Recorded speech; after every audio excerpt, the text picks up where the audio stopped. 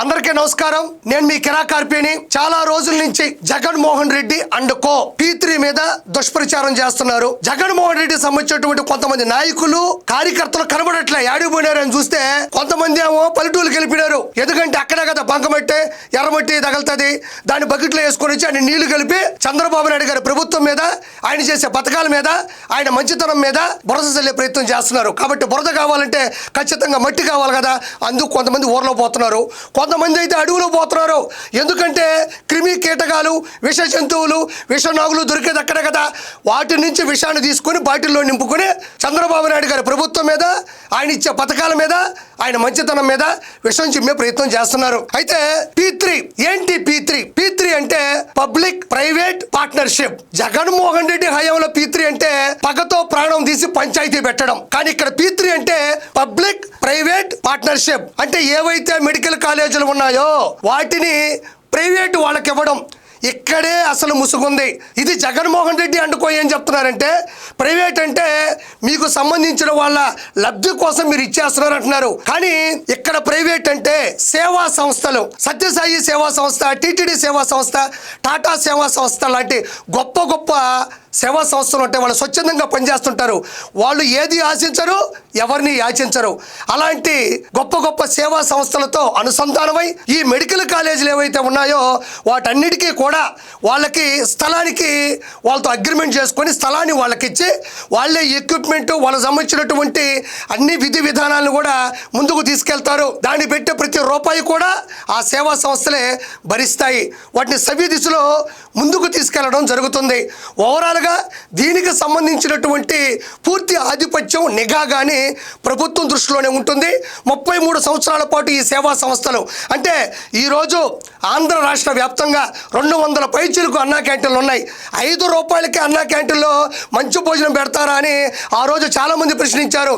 కానీ సేవా సంస్థలు అక్షయ పాత్ర కావచ్చు, ఇస్కాన్ అనేటువంటి ఒక సంస్థ కావచ్చు, ఈ 2 సంస్థలు ఈరోజు ప్రభుత్వం మీద, బాబు గారి మీద, కూటమి మీద చాలా అభిమానంతో 5 రూపాయలతోనే మన ఇంట్లో మంచి భోజనం పెట్టే దిశగా పేదవారి కడుపుని ఎలా అయితే ఆ సంస్థలు కడుపు నింపుతున్నాయో అదేవిధంగా ప్రైవేట్ అంటే ఇక్కడ సేవా సంస్థలకి అందుబాటులోకి ఇచ్చి పేదవారి యొక్క ఆరోగ్యానికి సంబంధించినట్టు వాళ్ళ కళ్ళల్లో ఆనందం చూసే విధంగా ఈరోజు P3 అంటే పబ్లిక్, ప్రైవేట్ అంటే సేవా సంస్థలు, వీళ్ళిద్దరూ కలిసేటువంటి అనుబంధాన్ని పార్ట్నర్షిప్ అంటాం. కాబట్టి అసలు ఏం జరిగింది అనేది ఒకసారి ఆయన కట్టించాడు 5 కాలేజీలు అంటున్నాడు చంద్రబాబు నాయుడు గారు, ఓవరాల్గా 17 కాలేజీలు.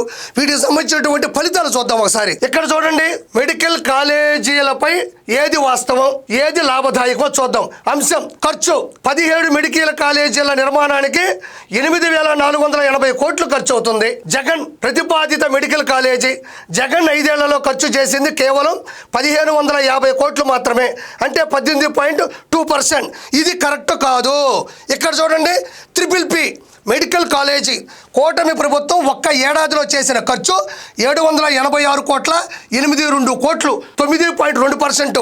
ఈ మహానుభావుడు ఓవరాల్గా 5 సంవత్సరాల్లో 18.2% పెడితే ఇక్కడ చూడండి కేవలం వచ్చిన ఏడాదిలోనే 786 కోట్ల రూపాయలు ఖర్చు పెట్టి 9.2% ఖర్చు పెట్టడం జరిగింది. అంటే 5 సంవత్సరాల్లో 18.2 అయితే కేవలం ఏడాదిలోనే 9.2% పెట్టడం జరిగింది. అది కరెక్ట్ పద్ధతి. తర్వాత నిర్మాణ సమయం. జగన్ హయాంలో అయితే అతని మాటల ద్వారా అయితే 17 మెడికల్ కాలేజీలను పూర్తి చేయడానికి పట్టే సమయం చూడండి, జగన్ లెక్కన కడితే 25 సంవత్సరాలు. అప్పటికి ఎవరు ఉంటారు, ఎవరు పోతారు? ఇప్పుడు కదా పేద ప్రజలు మనం ఆరోగ్యాల దృష్ట్యా కాపాడుకోవాలి, వాళ్ళ కళలో ఆనందం చూడాలి. ఇక్కడ చూడండి, P మోడల్లో కడితే 2 నుంచి 2.5 ఏళ్లలో అన్ని మెడికల్ కాలేజీలు కూడా ఫినిష్ అవుతాయి. అందరికీ కూడా అక్కడికి మంచి చదువు వస్తుంది, అందరూ కూడా ఆరోగ్యంతో బయటపడతారు. ఇక్కడ చూడండి, మెడికల్ సీట్లు జగన్ హయాంలో కాలేజీలలో వచ్చినవి 500 సీట్లు మాత్రమే. జగన్ హయాంలో 5 కాలేజీల్లో వచ్చిన 500 సీట్లు అయితే ఈ పద్ధతి కరెక్ట్ కాదు. కూటమి హయాంలో తక్కువలో తక్కువ 1700 వస్తాయి, 2550 సీట్లు కూడా రావచ్చు.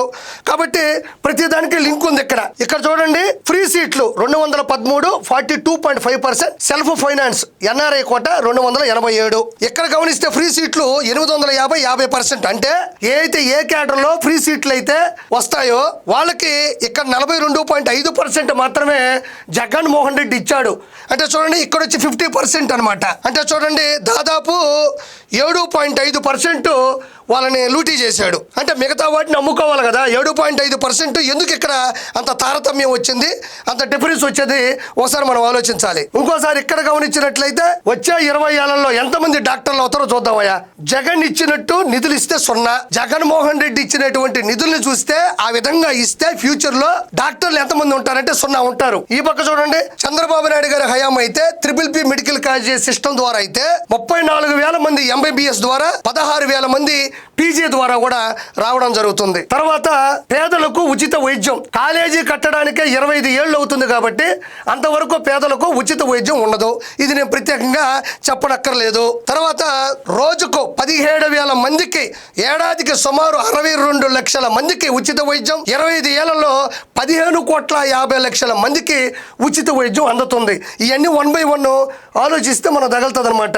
అవుట్ పేషెంట్ ఉచితం, ఇన్ పేషెంట్ ఒక్కో కాలేజీకి 500 పడకల చొప్పున 2,500, ఇక్కడ ఒక్కో కాలేజీకి 500 పడకల చొప్పున 8,500. వీటిలో 5,950 బెడ్లు, 70% ఫ్రీ అనమాట. ఇక్కడ ప్రపంచ స్థాయి వైద్య సౌకర్యాలు శూన్యం, అంటే ఏమీ ఉండవు, గుండు 0.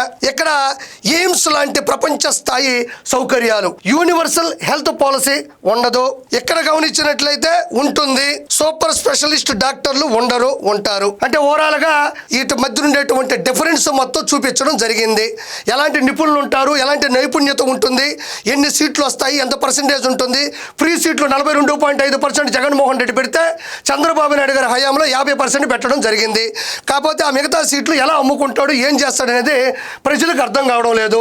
ఇక్కడ మీకు జీవో కూడా అప్పట్లో జగన్మోహన్ రెడ్డి ఇక్కడ చూడండి 19/7/2023 రీడ్ ద ఫాలోయింగ్ అని ఒక జీవో ప్రవేశపెట్టాడు. ఆ జీవో ఏంటో చూడండి, జీవో నెంబర్ 108. ఇక్కడ చూడండి ఏం జీవో పాస్ చేశాడంటే, competent authority self financing 35% of seats 12 లక్షలు. అంటే బి క్యాడర్ లో ఉండేటువంటి విద్యార్థులకి నువ్వు పెట్టింది ఏడాదికి 12 లక్షల రూపాయలు. అంటే 5 సంవత్సరాలు కలిగినటువంటి ఆ కోర్సులో వాళ్ళు 60 లక్షల రూపాయలు ఖర్చు పెట్టుకొని గవర్నమెంట్ మెడికల్ కాలేజీలో చదవాల్సినటువంటి పరిస్థితిని నువ్వు నెలకొల్పడం జరిగింది. ఇక్కడ రెండోది చూడండి, competent authority NRI category 50% of seats 20 లక్షలు. అంటే 5 సంవత్సరాలకు గాను ఆ విద్యార్థులకి ₹1,00,00,000 చెల్లించి మూల్యం సమర్పించుకొని మెడికల్ కాలేజీలో చదువుకోవాలి. ఇది లూటీ కాదా, ఇది దందా కాదా, వాళ్ళ దగ్గరని నువ్వు దాచుకోవడం కాదా? అసలు ఈ 108 అనేటువంటి జీవోని నువ్వు ఎందుకు ప్రవేశపెట్టావు? ఏ క్యాడర్లో ఫ్రీ సీట్లు 42.5 నువ్వు చేస్తే చంద్రబాబు నాయుడు గారు 50 చేశాడు. ఇప్పుడు ఎవరు మేలు చేస్తున్నారు అనేది ప్రజలు ఖచ్చితంగా దీన్ని గుర్తుపెట్టుకోవాలని కోరుకుంటున్నాను. ఇక్కడ చూడండి, ఏడ ఉండేటువంటి 12 లక్షలు అంటే 60 లక్షల రూపాయలు, 20 లక్షలు అంటే ₹1,00,00,000 కూడా ఇతను లోపల దోచుకోవడం స్కీమ్ మీద కూడా వేయడం జరిగింది.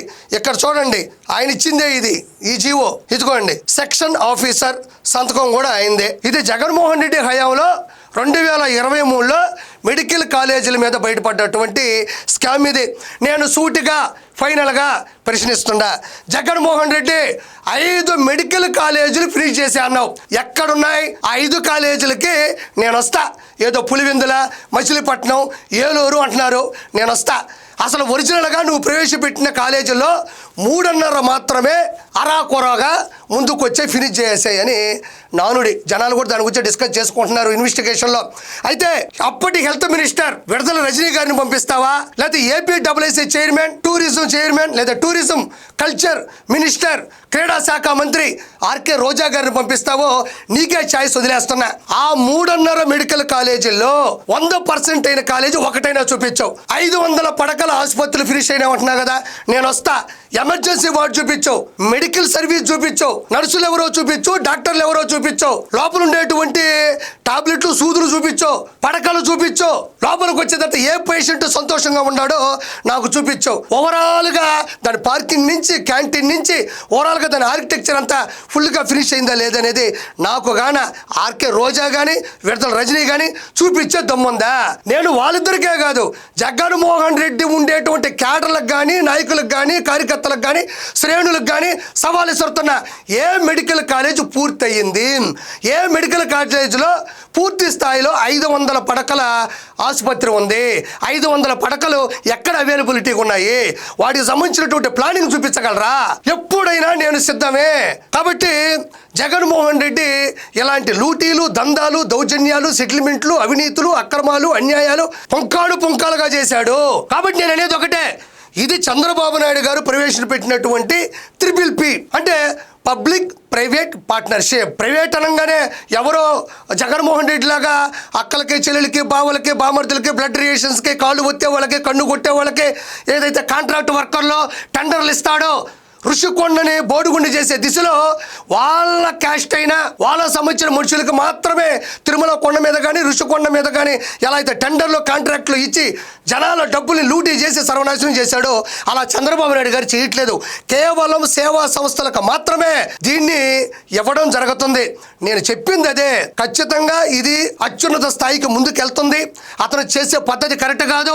5 కాలేజీలు ఫినిష్ అవ్వలేదు, అయింది అరవకొర 3.5 అయింది. ఆ 3.5లో కూడా 500 పడకలు లేవు, అందులో ఎలాంటి వార్డులు సరిగ్గా లేవు, అందులో ఎటువంటి సిస్టమ్స్ లేవు, టెక్నాలజీ లేదు, అందులో ఎటువంటి సంబంధించినటువంటి నిపుణులు కానీ నైపుణ్యత కానీ ఏదీ లేదు. కాబట్టి అతను ఏది చేసినా ఒకప్పట్లో సెక్రటరేట్ అయినా ఇంకోటైనా తాడేపల్లి ప్యాలెస్ నే చూపించేవాడు. కాబట్టి అతను ఒక అవినీతి పరుడిని మనస్ఫూర్తిగా తెలియజేసుకుంటూ ఈ PPP మీద మీకు కొంచెం అవగాహన చేసుకోండి. బాబు గారు ఆ రోజు మొల్ల పొదల్లో చిక్కుకున్న ప్రాంతాన్ని సైబరాబాద్ గా తీర్చిదిద్దితే ఈ రోజు భారతదేశంలో ఉన్న ప్రతి ముఖ్యమంత్రి, ప్రధానమంత్రితో సహా చంద్రబాబు నాయుడు గారిని, ఆయన విజనరీని, ఆయన ఆలోచన పద్ధతిని, ఆయన ఒక లెజెండరీని ఒప్పుకుంటున్నారు. ఈ రోజు ఈ పద్ధతి P4 అయినా P3 అయినా 100% చరిత్రలో నిలబడుతుంది. ప్రతి పేదవాడికి ఆరోగ్యాన్ని పూర్తి స్థాయిలో ఇవ్వడానికి చంద్రబాబు నాయుడు గారు ఆలోచిస్తున్నారు. Thank you so much.